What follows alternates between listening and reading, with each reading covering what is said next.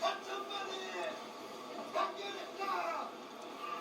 살인경과 가져오자.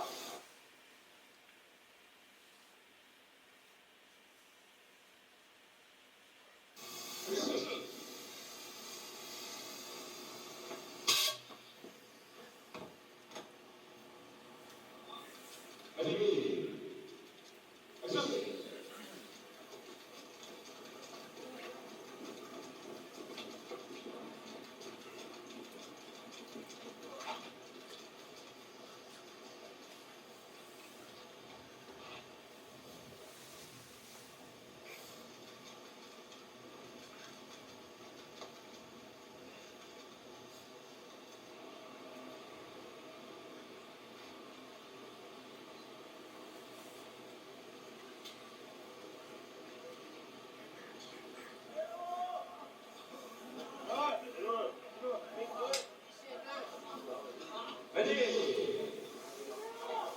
액션!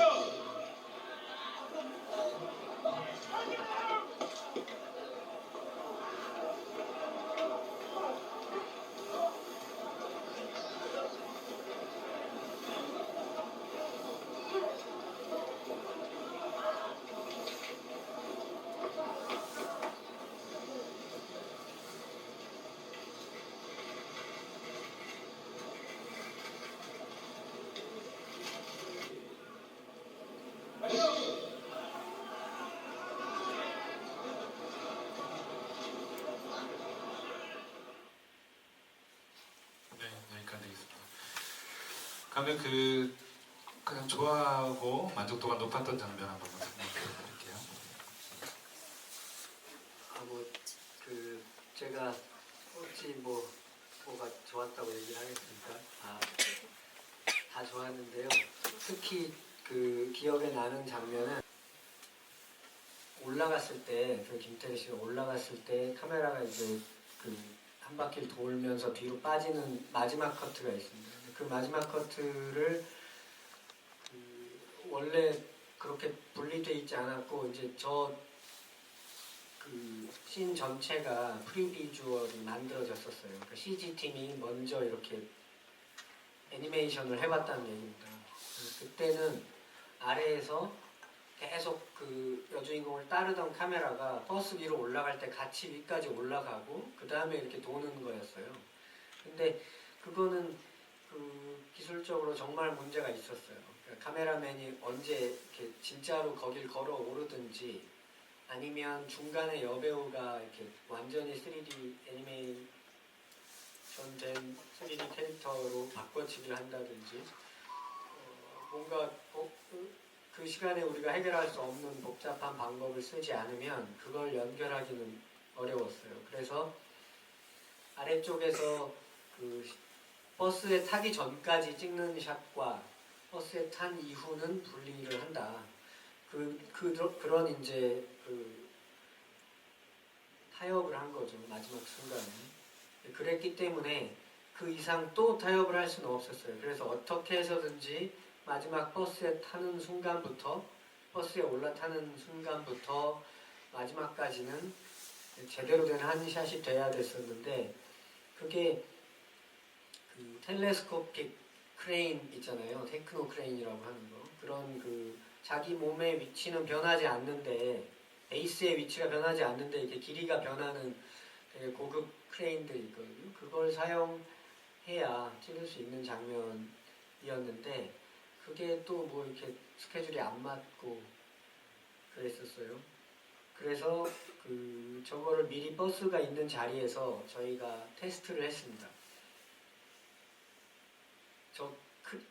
우리가 지금 사용하는 크레인은 길이는 고정되어 있는 거기 때문에 저 길이가 얼마나 될지는 우리가 정확히 알고 있고 그만큼의 이제 위치를 가늠을 하면서 레일을 어디서 어떻게 구부려서 어디로 가야 되는지를 테스트를 정확히 했고 그때 버스는 저 위치에 있지 않았어요. 버스가 다른 곳에 있을 때 우리가 그 앞에서 테스트를 하고 바닥에 그림을 그려서 이렇게 레일을 그려보고 실제 깔아보고 움직여 본 다음에 이제 촬영 당일날 정말로 버스가 제 위치에 위치했을 때 다시 그때 그 도면에 맞춰서 정확히 까는 겁니다. 저거는 정말로 저 한 샷을 위해서만 이렇게 필요한 조합의 그 레일 형태였어요.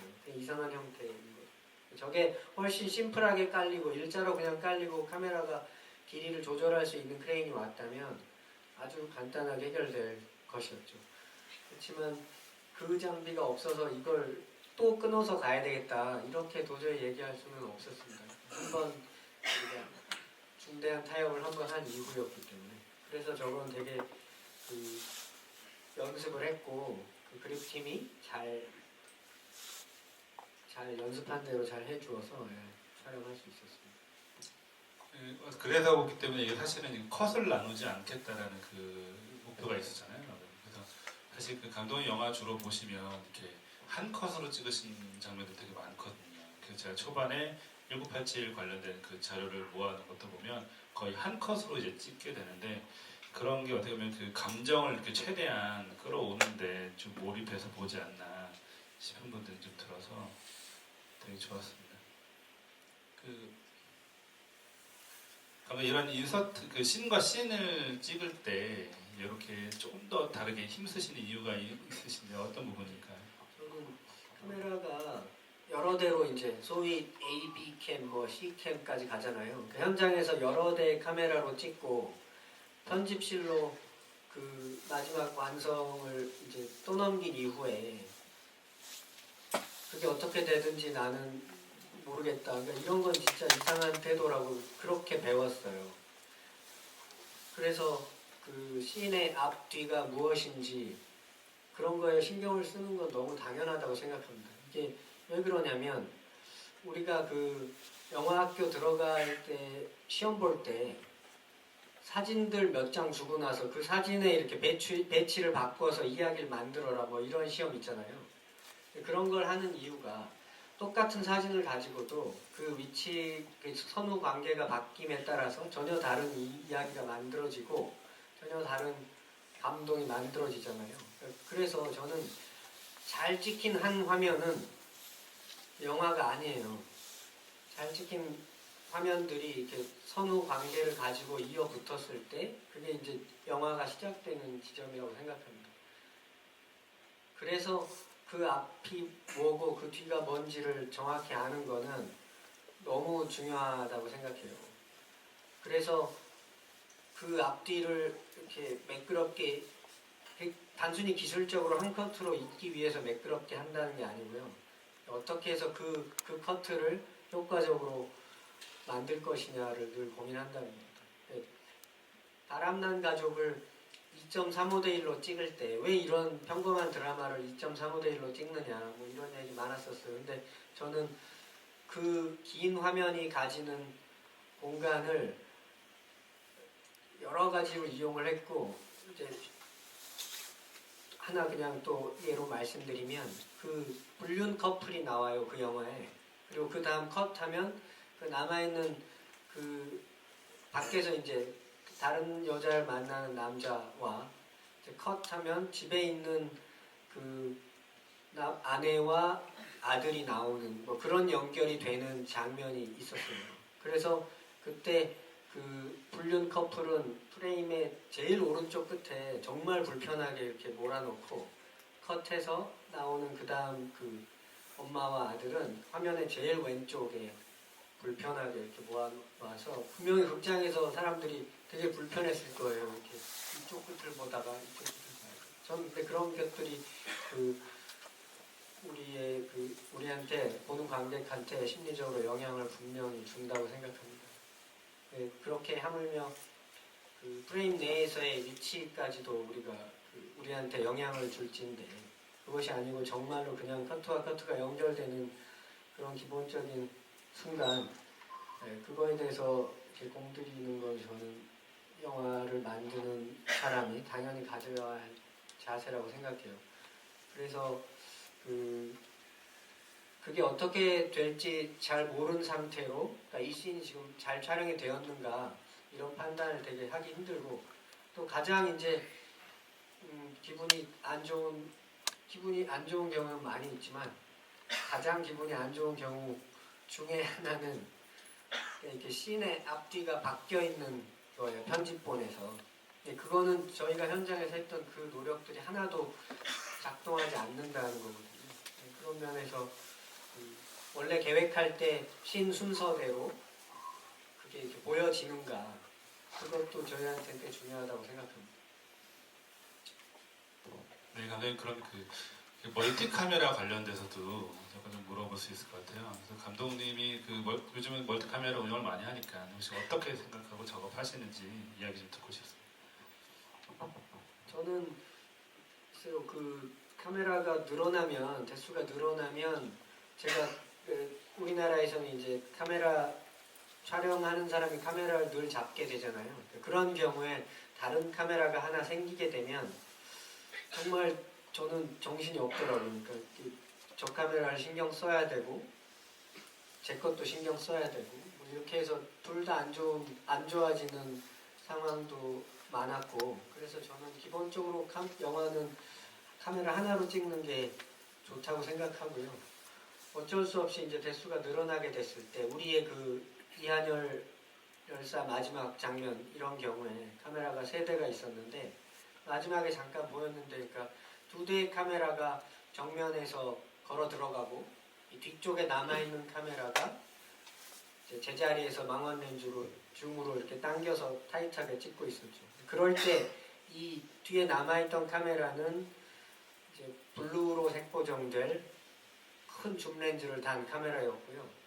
저하고 이제 바로 옆에 있던 카메라가 비슷한 사이즈의 렌즈로 핸드헬드로 비슷하게 색보정될 카메라였던 거죠. 그런 식으로 제가 정확하게 알고 있는 것들이 지금 찍히고 있다, 이런 게 저는 그걸 제가 계속 확인하는 게 되게 중요하고, 그렇지 않고 이렇게 요행에 맡기는 것 같은 거 있잖아요. 너무 큰 화면, 큰 장면이 막 벌어지고 있고 카메라를 여러 대 고용하고 그들이 알아서 다 좋은 장면을 찍어주리라고 이렇게 기대하는 것, 그런 거는 좀 무리가 있는 거 아닌가, 그렇게 생각합니다. 물론 그렇게 할 수밖에 없는 장면들이 있죠. 그런 장면일수록 프리 때 얘기를 훨씬 많이 해야 되고, 그날 현장에 와서 찍는 카메라맨들이 정확히 뭐가 정확히 그 자기의 일인지 이런 걸 미리 아는 게 중요하다고 생각합니다. 지단 그 영상 관련해서 그 한 인물을 여러 대의 카메라가 찍는 것, 이런 거에 대해서 제가 고민을 하다가 이 다큐멘터리를 본 게 떠올랐어요. 이거는 예전에 그 지단 전성기 때 이제 촬영된 일종의 다큐멘터리 영화예요. 이 전체 총 촬영 감독이 다리우스 콘지라는 사람이었습니다. 그 사람이 카메라 35mm 카메라를 15대인지 뭐 고용해가지고요. 현장 곳곳에 35mm 필름 카메라가 있었어요. 그리고 그것들이 지단만 찍었습니다. 한 경기 내내 지단만 나오는 다큐멘터리예요. 그리고 이때 촬영 감독은 뭘 했냐면 그 모니터실에서 이렇게 헤드폰 끼고 각 카메라맨들한테 얘기를 하고 있었어요. 지금은 누구, 뭐 지금은 누구, 뭐 지금은 누구 필름 갈고, 뭐 필름 시절이니까 4분에 한 번씩, 뭐 10분에 한 번씩 필름을 갈아야 되는 거죠. 근데 이거를 보고 있으면 아주 지루해요. 이게 90분 동안 이렇게 진행되리라고는 상상을 안 하고 보통 누구나 시작하거든요. 그래서 한 2, 3분 보다가 독특하네. 근데 설마 중간에 뭐가 있지 않을까 하고 계속 기대하고 보다가 졸거나 끄거나 아니면 졸다가 일어났는데 똑같거든요, 화면이. 그런 다큐멘터리인데 이거를 안 끊고 끝까지 봤을 때 어떤 정말 그 묵직한 감동이 있어요. 우리가 이 지단에 대해서 이것보다 더 자세히 알려주는 다큐멘터리는 없을 수 있다, 이런 생각이 들어요. 왜냐하면 공이 자기한테 없을 때 이 사람이 어떻게 움직이는지, 무슨 말을 하는지, 침을 어떻게 뱉는지 이런 게 다 담겨 있거든요. 그러고 이 사람이 경기 다 못 채우고 퇴장되던가 뭐 그래요. 아무튼 굉장한 다큐멘터리예요. 그래서 저는 저렇게 그 어떤 인물을 우리가 그 들어본 적이 없는 그 일부의 인물은 그렇잖아요. 어떤 인물인지 알고는 있지만 정확히 본 적 없는 그 인물을 저렇게 정말 그 일거수일투족을 보여준다. 그리고 2부에는 이제 우리가 누구나 알고 있지만 가까이 보지 못했던 그 인물을 또 저런 식으로 보여준다. 뭐 이런 이제 생각이 있었어요. 그리고 그것이 그 마지막 연대 앞 장면에서 이런 식으로 보여지기를 바랬었습니다. 이거는 이제 방향이 크게 상관이 없고 그 어디서도 이한열만 우리가 찍을 수 있으면 됐고, 그리고 그가 어떻게 움직이는지, 그러니까 경찰들이 저쪽에 있을 때, 경찰들이 달려올 때, 혹은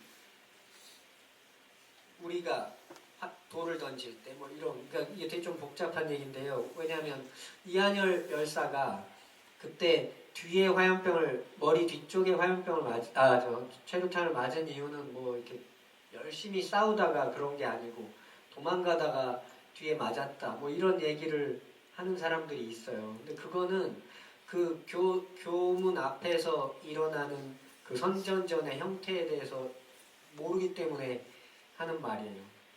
그 교문 앞에서의 대치는 이렇게 밀고 당기고가 계속 지루하게 반복돼요.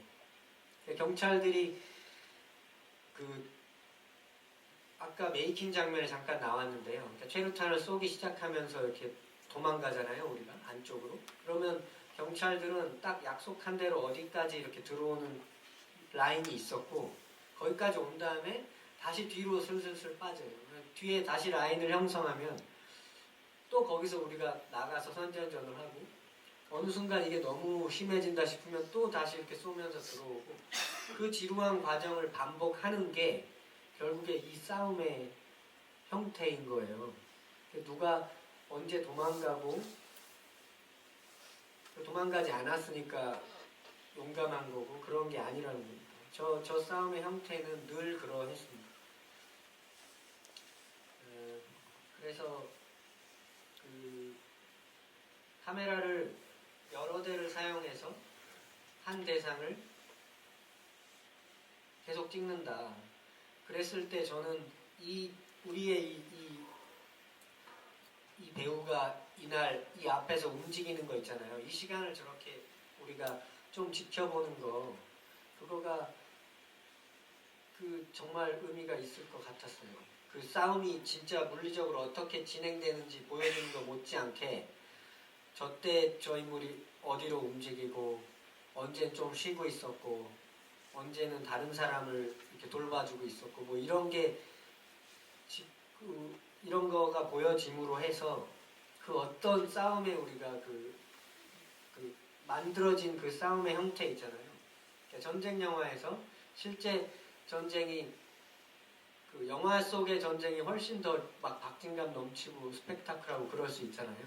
그러니까 우리가 이 장면을 그렇게 그 박진감 넘치는 전투 씬이 아니라 결국에 우리의 이 주인공에 집중하는 거. 근데 그러면서도 그 상황을 잘 보여줄 수 있는 거는 찍는 우리 모두가 그 싸움의 형태를 이해하고 있고, 그래서 화면 밖이 어떤 상황인지를 잘 연출하는 것, 그런 것에 달려있다고 생각했었습니다. 거기도 그 색보정 했던 거 좀 틀고 그것도 한번 설명해 보세요.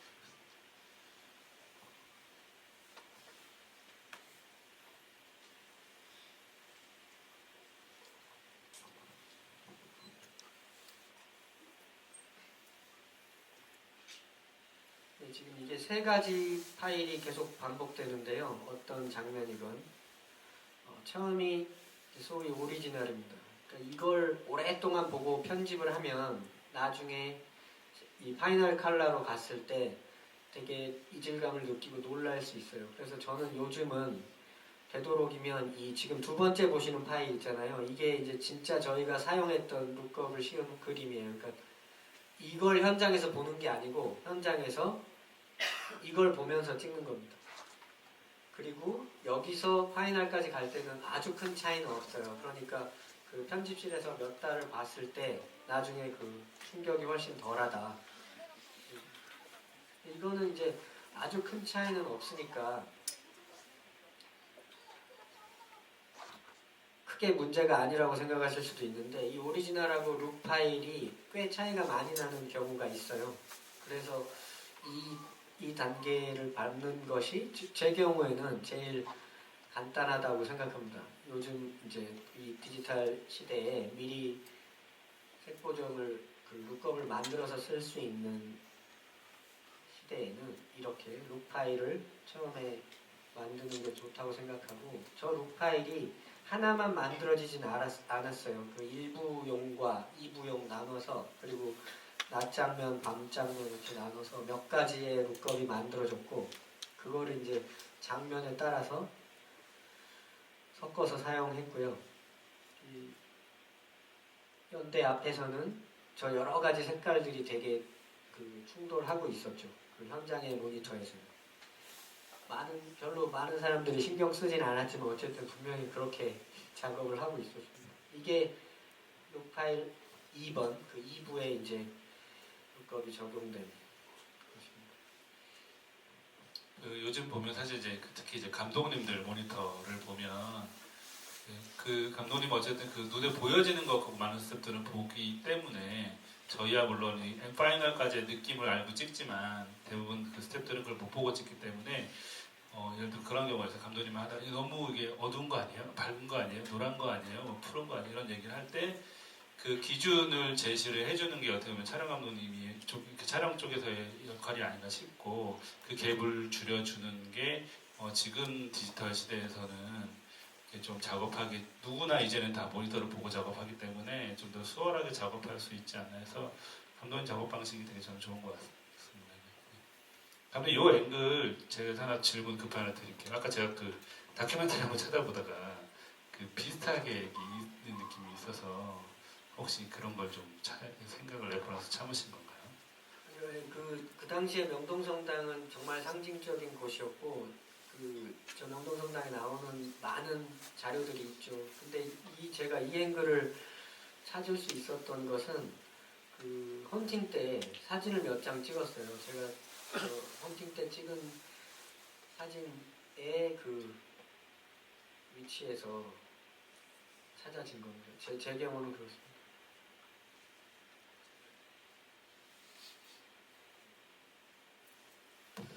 아마 이 명동성당 설정으로 아마 다른 곳에서 찍히고 뭐 이런 영화들은 꽤 있을 텐데요. 진짜 명동성당을 영화팀한테 이렇게 허가 내주신 건 이번이 처음이라고 들었습니다.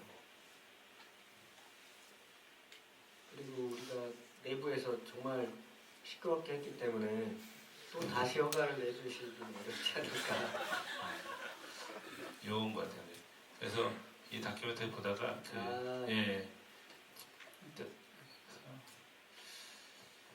우연하게 그냥 발견을 해가지고 감독님 어떻게 일부러 그래서 그 당시 때를 추억하기 위한 장치로 1987 그 세대를 살아셨던 분들하고 정서적 무언가를 이렇게 얻으시려고 하신 건 아닌가 이런 생각이 좀 들어서 되게 깜짝 놀랐던 화면이었습니다.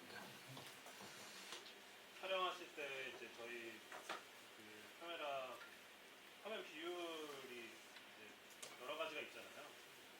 그런 거에 대해서 혹시 어떤 선택의 기준을 가지고 혹시 작업을 하시는지 궁금하거든요.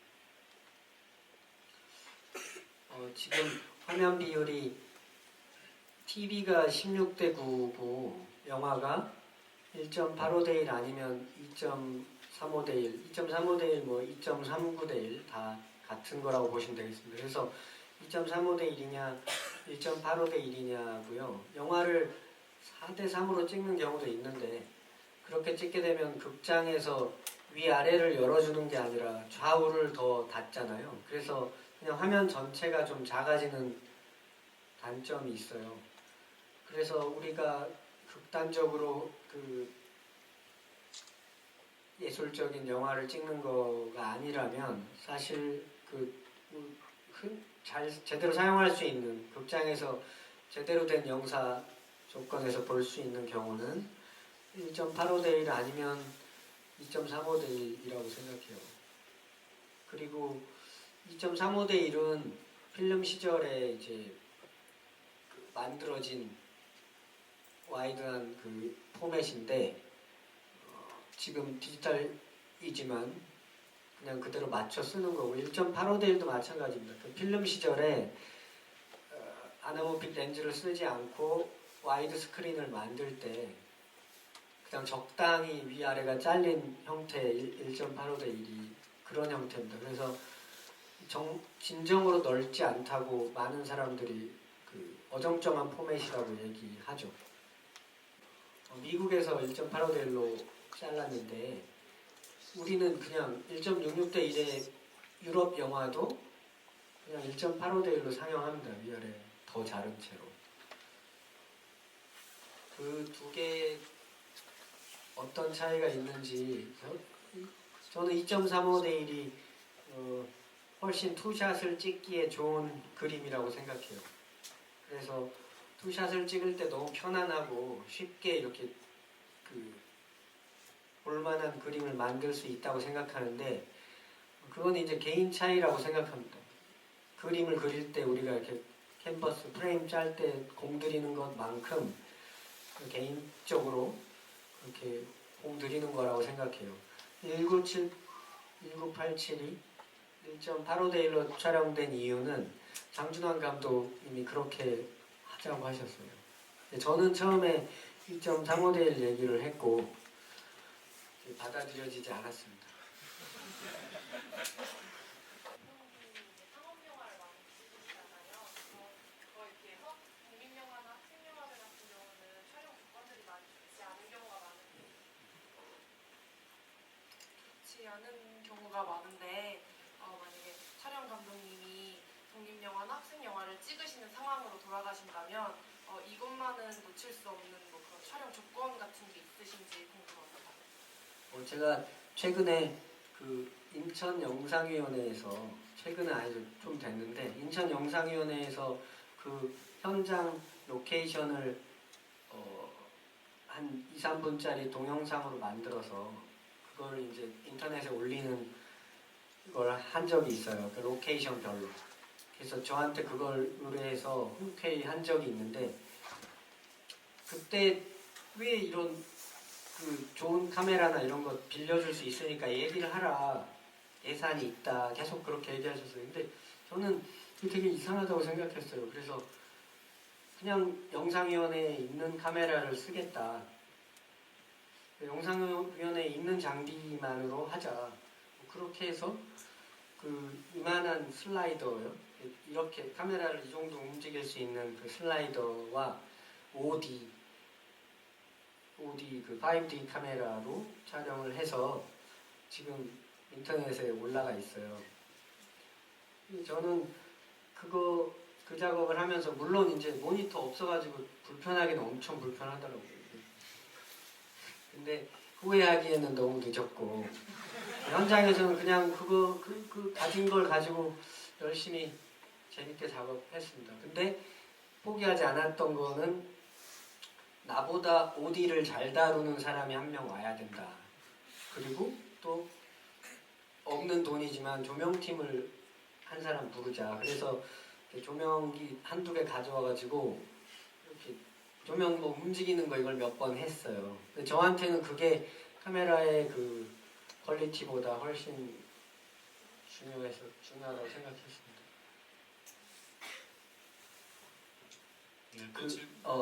그거 하나 덧붙이자면 그런 얘기 많이 해요. 우리가 농담으로 많이 하거든요. 제가 뭘 제안했을 때 이제 감독님들이 그걸 내칠 때, 그거는 네 영화 찍을 때 하고 이건 내 거야. 이러고 이제 자기 마음대로 하죠. 근데 그런 것처럼 지금 돈 없는 단편 영화를 찍으니까 돈 없는 독립 영화를 찍으니까 이번엔 내가 참고 나중에 진짜 영화 찍을 때 잘해봐야지 이런 생각을 하면 그 진짜 기회 있잖아요. 그거 영원히 안 올지도 모릅니다. 왜냐하면 저 이 1987에서도 돈이 없어서 그 아까 뭐 스케줄이 없어서 테크노 크레인을 못 썼다고 하지만 저는 돈이 없어서 못 썼다고 생각합니다. 근데 그렇게 저한테 얘기를 하면 너무 이상하잖아요. 그러니까 정말 꼭 쓰게 해드리고 싶은데 스케줄이 안 맞습니다. 그러면 예산이 없습니다. 이렇게 들리더라고요, 저는. 예, 그런 거라고 생각해요. 정말로 그 잘 나가는 최고의 감독들, 촬영 감독들 아니면 그렇게 풍족하게 작업할 수 있는 시간은 영원히 안 올지도 모른다. 그런 생각이 듭니다. 그래서 저희가 그 마지막 엔딩 씬 테크노 크레인으로 찍으셨어야 될 장면도 그렇게 노력해서 하시는 게 사실 저희의 일인 것 같아요. 혹시 네, 지금 이 영화 1987에서 일부에서는 약간 좀 로우앵글을 이용해서 많이 찍으셨던 것 같은데 그 선택이 어떻게 선택하셨는지 좀 궁금하고 그리고 로앵글을 왜 많이 썼는지요. 그 배우들이 되게 가진 힘, 뭐 이런 거를 느끼게 해주는 그 적당히 낮은, 기분 좋은 낮은 그 사이즈가 있다고 생각했습니다. 근데 저 신발을 신지 않으면 너무 명백히 너무 낮았다고 생각해요. 그게 이제 기술적으로 백라이트가 화면 내에 들어오고 안 들어오고를 떠나서 실제로 저는 이 사람이 정말 그럴듯해 보이는 아주 그 최적의 그 높이 그러니까 그 인물이 가진 힘과 권력의 크기 뭐 이런 거를 잘 표현하기에 이제 그런 높이가 좋다고 생각했어요. 그 신발이라고 하니까 자꾸 지금 가오가 떨어지네요. 저희가 이름을 가제트라고 붙였습니다. 그래서 가제트를 가져와라. 그래서 그리고 그 성당에서 진실이 밝혀지고 나서 이희준 배우가 굉장히 빠른 속도로 뛰어나오는 장면 있잖아요. 그 장면 어떻게 보시나요? 그게 스테디캠은 그런 속도로 달릴 수가 없어요. 그래서 이제 스테디캠을 쓰면 그 안에서 어떤 형태의 탈 것에 타야 되는 거죠. 근데 우리는 그래서 그 모비를 사용했습니다. 모비라는 그 디지털 짐벌 있잖아요. 그걸 사용해서 전속력으로 그립팀이 질주했죠. 그래서 넘어지면 위험한 상황. 너무 세게 달렸는데 그래서 이제 그 짐벌을 사용함에도 불구하고 이렇게 약간 진동이 느껴지잖아요. 그게 이제 느껴지는 게 뭐 나쁘지 않다고 생각했습니다. 그러면 이제 어떤 걸 다른 뭐 기구를 사용한 게 아니라 이제 직접 들고 뛰면서 예. 찍으신 거예요? 그 안에 저희 이렇게 그 방에서 이야기하다 나가고 그 방에서 날이 바뀐 다음에 그 발표하는 사람 지나서 김윤석 씨까지 가는 그때 이제 그 현장에서 와이어캠이 사용됐는데요. 그 성당 안에 그 와이어캠을 설치하는 거를 꽤 알아봤었어요. 근데 그 와이어캠을 고정하는 거 그런 것들이 너무 복잡했기 때문에 그 와이어를 사용하지 않았고 그냥 들고 뛰는 걸로 촬영했습니다. 카메라의 워킹과 인물의 동선이 이렇게 잘 맞아 떨어져야만 구현이 되는 그런 장면들이 많은 것 같은데요. 근데 최근에 이제 현장에서 일을 하다 보면 그 배우분들한테 티마크 하나 놓기가 되게 부담스러운 시대가 된 것 같아요. 근데 그렇다고 봤을 때 이제 감독님께서는 앞으로 이제 감독님은 아무래도 이제 좀 이렇게 소위 말하는 이렇게 영향력 있는 촬영 감독님이시니까 그렇게 배우들한테 어떤 요구를 하고 이런 것들이 좀 자유로울 것 같다고 저는 생각이 되는데 그렇지 못한 사람들은 저는 이제 영화라는 게 이렇게 뭔가를 만들어가는 서로의 이렇게 각각의 파트에 있는 사람들이 서로 약속을 해서 뭔가를 만들어가는 거라고 생각을 해야 할지 아니면은 제 경우도 그 우리가 지금 영화를 찍는 그러니까 그 블로킹 배우가 움직이고 카메라가 위치를 잡는 걸 블로킹한다고 하는데 대부분의 영화 현장에서 그 블로킹을 하지 않아요 제대로. 그래서 생기는 문제입니다. 저도 그런 그 경우가 있었어요. 이렇게 T마크를 놔뒀는데 그 모석규 배우님이 오셔가지고 나한테 여기 쓰라는 거야. 뭐. 그래서 너무 마크를 안 지키셔서 촬영팀들이 T마크 대신에 발바닥을 2개를 만들었어요. 그래서 발바닥을 2개를 이렇게 놔뒀습니다. 그러니까 밟으면 도저히 이제 어긋나기 어렵게. 그랬더니 왼발 오른발 바꿔 밟으시더라고요. 근데 저는 그게 그럴 수밖에 없다고 생각해요. 그러니까 아침에 와서 배우들이 분장을 하는 동안 연출팀, 뭐 제작팀 카메라 앞에 와서 앵글 잡아요. 막 조명도 해버리고. 그리고 나중에 배우가 분장 끝나고 와서 거기 쓰라 그러면 아, 내 느낌은 이게 아닌데 이렇게 되잖아요. 그러니까 그 상황이 벌어지지 않게 하려면 그냥 외국에서 일반적으로 영화를 찍는 방식대로 찍으면 돼요. 그게 어떤 방식이냐면 아침에 일찍 모두가 다 현장에 와야 돼요. 그래서 분장을 하기 전에 배우들이 그 씬을 대충 감독과 이렇게 블로킹을 합니다. 그때 저는 카메라의 위치를 정하고 정말로 심각하게 틀어지는 곳으로 가면 우리의 일이 너무 커지는 곳으로 배우가 자꾸 움직이면 이제 막아야죠. 아, 그걸 거기서 하면 곤란하고 이쪽으로 이렇게 서야 된다. 그러면 감독님이 안 된다. 그러면 이게 오늘 다 못 찍는다. 뭐 이제 이렇게 막 얘기가 왔다 갔다 하는 거예요. 그래서 아침에 커피를 마시면서 되게 분위기 좋은 상태로 드라이하게 이렇게 블로킹을 다 해놓는 겁니다. 그럼 그때 그 블로킹을 해놓은 자리에 마크를 다 하고 이제 그분들은 분장하러 가시고 거기 그 마크에 조명팀, 촬영팀, 연출팀이 서서 그 위치에 조명을 하는 겁니다. 그리고 배우는 이제 와서 그 자리에 다시 서는 것이죠. 그래서 그 일을 대신하는 배우를 그 스탠드인들이라고 하죠. 대역 배우들. 근데 우리는 지금 대역 배우들을 세워놓고 막 연기를 시키더라고요. 그거는 정말 이해할 수 없는 거예요. 대역 배우들은 주연 배우와 키가 똑같아야 되고 얼굴 뭐 스킨톤이 되도록 똑같아야 되고 머리의 색깔이 똑같아야 되고 의상을 비슷한 그 똑같은 거면 제일 좋고 그렇게 해서 조명을 했을 때 이게 어떻게 나오는지를 확인할 수 있는 그리고 카메라 위치를 갑자기 배우가 서니까 야 올려라 내려라 이거 안 해도 되게 할 수 있는 걸 대역 배우를 쓰는 거죠. 스탠드인들을. 우리는 지금 독특하게 우리만의 것들이 막 개발되는데 현장에서 그 되게 이상한 형태로 막 연기하는 분들 있잖아요. 그거는 좀 아닌 것 같습니다.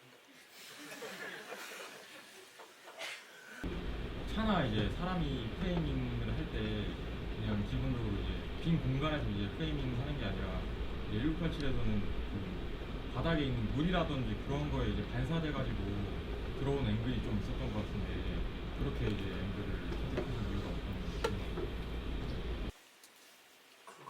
그러니까 그냥 일반적으로 1987에서 꼭 그렇게 하려고 했다기보다요. 그냥 어떤 장면이 있을 때 뭐 10명의 촬영 감독이 있으면 9명이 그렇게 찍을 것 같은 거 있잖아요. 이렇게 여기 있으니까 이렇게 들어오고 이제 늘 그런 걸 저희가 하다가 괜히 이렇게 힘을 줘야 될 것 같은 그 생각이 들 때가 있지 않겠습니까? 중요한 장면이라든지 뭐 이 인물이 이제 드디어 어떻게 됐다든지 이 바닥에 물에 비쳐서 버스가 들어오고 거기에 이렇게 이렇게 흙탕물에 첫 발을 디디고 그런 장면 같은 경우에 그렇게 흙탕물에 발을 디딘다 여기서 출발됐어요. 감독님이 그런 걸 하고 싶다고 했고 그렇다면 여기에 이제 차가 들어올 때 그 웅덩이를 이용하자.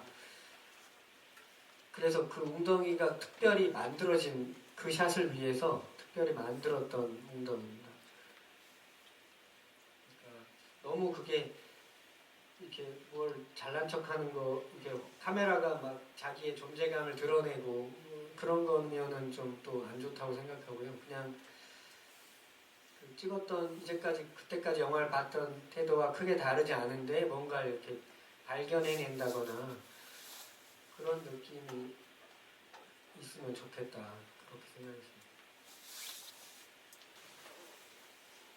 저는 그 영화 찍을 때 감독이 이제 대부분의 경우 감독이 시나리오를 썼잖아요. 그리고 그걸 우리가 읽었고, 그러니까 제가 뭔가를 상상했을 때 그게 맞는지 꼭 감독한테 확인하는 게 필요하다고 생각해요.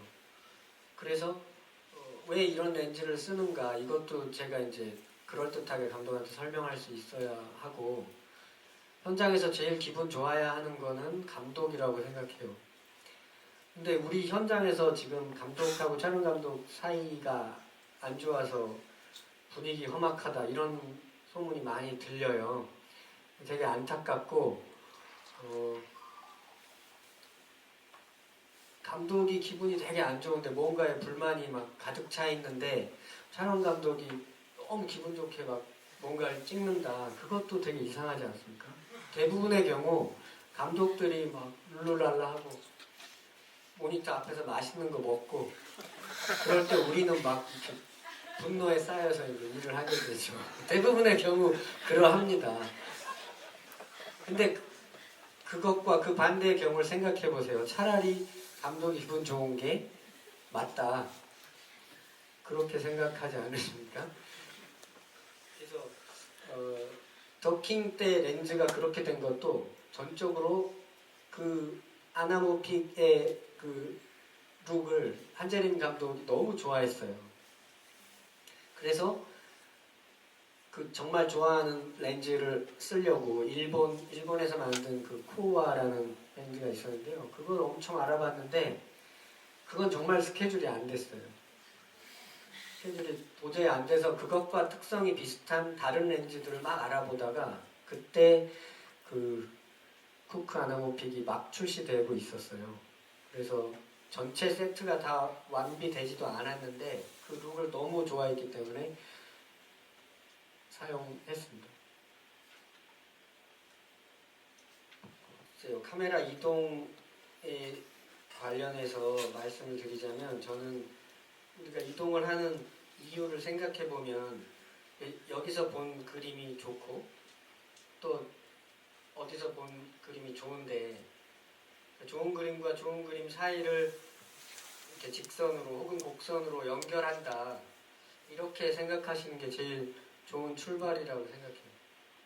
근데 이 그림이 별론데 이제 배우가 조금 움직여주면 좋아진다거나 혹은 뭐 조명이 안 좋은 방향으로 이렇게 움직이게 되는데 그 사이에 조명기가 같이 움직이든지 이쪽에 있던 조명기를 카메라 움직이는 동안 꺼버리든지 혹은 없었던 조명을 켜든지 뭐 이렇게 해서 좋은 상태를 계속 유지하는 거.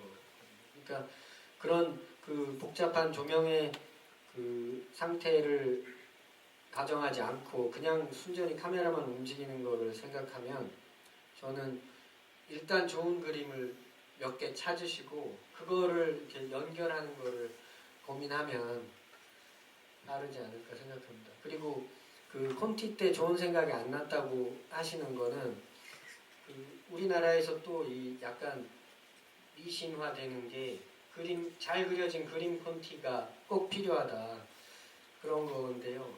잘 그려진 그림 콘티가 있으면 이 영화가 준비가 많이 된 것처럼 착각할 수 있어요.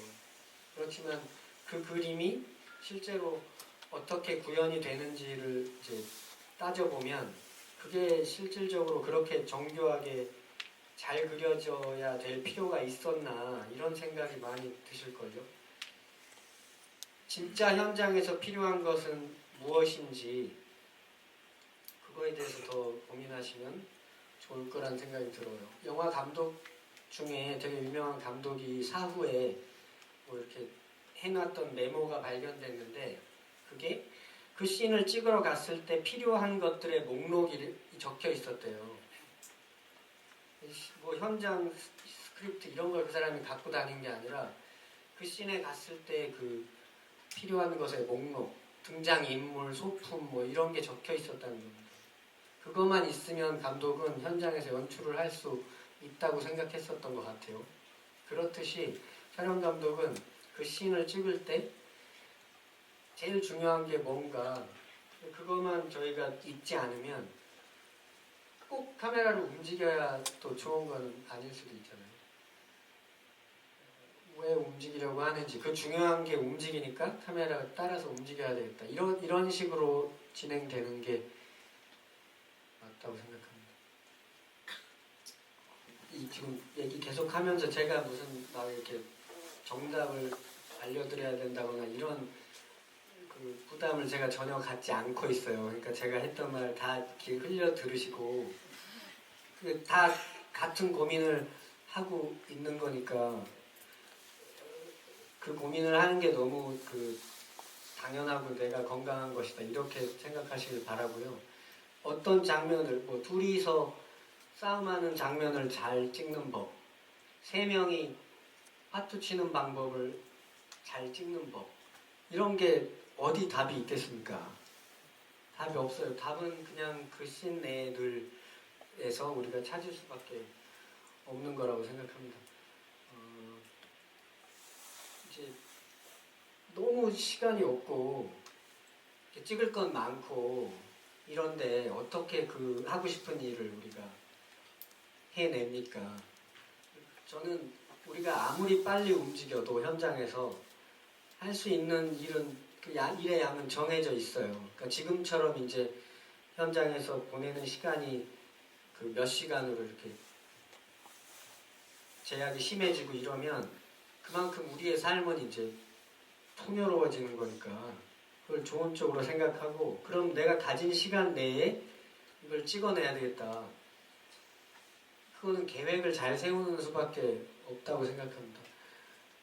아무리 빨리 움직여도 남들보다 2배, 3배를 찍을 수는 없어요. 다 비슷비슷한 정도의 양을 이제 찍는 건데 그러면서도 그 영화를 정해진 것들을 다 찍어내려면 준비를 많이 하고 불필요한 거를 안 찍을 수 있게 그러니까 자기가 도저히 이게 현장에서 안 되는 거를 하겠다고 가서 현장에서 막 폭발해가지고 나 몰라 막 이제 이렇게 하기 그런 상황에 자기를 안 빠뜨리는 것 너무 무리한 계획을 세우지 않는 것 그리고 그 무리한 계획을 세우지 않음으로 해서 감독과 사이가 나빠지지 않는 것 이런 게 중요하다고 생각합니다.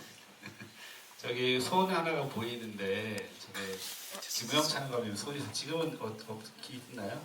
지금은 깨끗하신데 제 세미나 준비하면서 세미나 타이틀을 뭐로 해야 되나 막 고민하고 있었어요.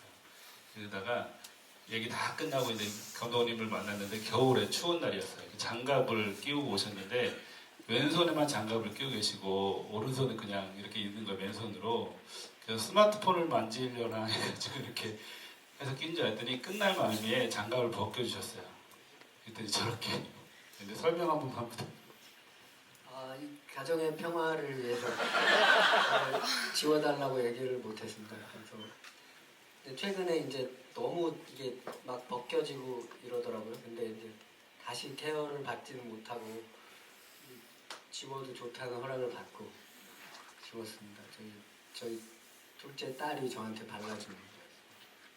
네, 그래서 저는 또 그 빨간색이기도 하고. 빨간색은 제가 되게 좋아하고요.